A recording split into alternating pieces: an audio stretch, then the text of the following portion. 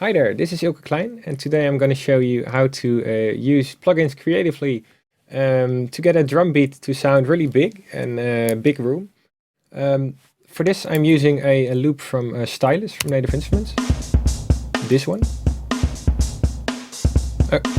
This is what it sounds like without the plugins. And it sounds pretty cool, but I wanted to hit a little bit harder. So first thing I'm going to do is add a compressor to make it sound a little bit bigger. I'm going to compress it quite a bit. Like, yeah, -10 is about good. That already flattens out the loop a little bit and makes it sound a little bit bigger. It changes the transient somewhat, and the attacks aren't so noticeable. The hi-hats come more forward, and this is kind of what I'm looking for. Then I'm going to use a plugin which is a free plugin by Native Instruments called Driver. And I like this quite a lot because you can really distort and color your sound with it. And a bit of resonance here. Change the color somewhat. I'd like to have that a little bit lower so it sounds a little bit darker.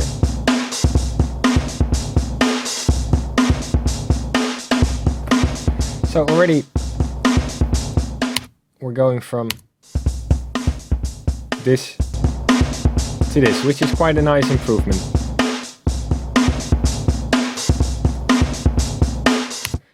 Another plugin which I frequently use is the Moog Filter. I'll demonstrate that one to you as well, because it's got this nice little drive function.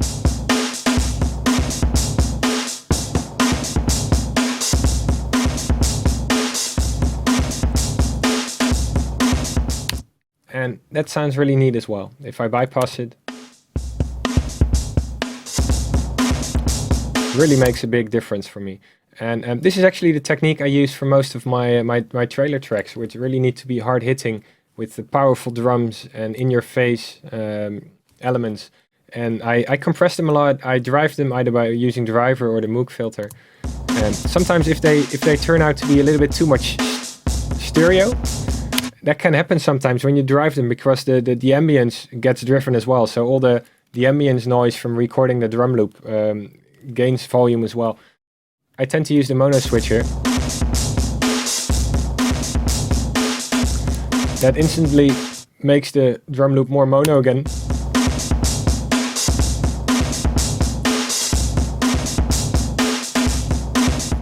And gives it a little bit more of a clean sound to it. So if we compare that to the original, it's a big difference. It's a good trick. Compression and distortion, use them both. Try different things before and after. I like to add a little bit of reverb before as well. I can show you that. I've got some time, so this one can go. And we'll add just a tiny hint of reverb here in the beginning,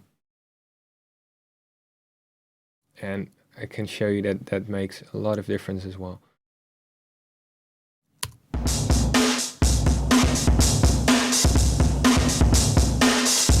Because the reverb gets driven as well.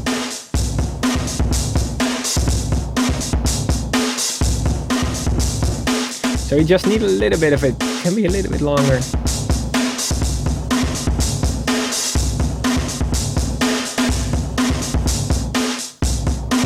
Oh, and that's how we go from this to this. Good luck experimenting with that, and I hope you enjoyed. Cheers.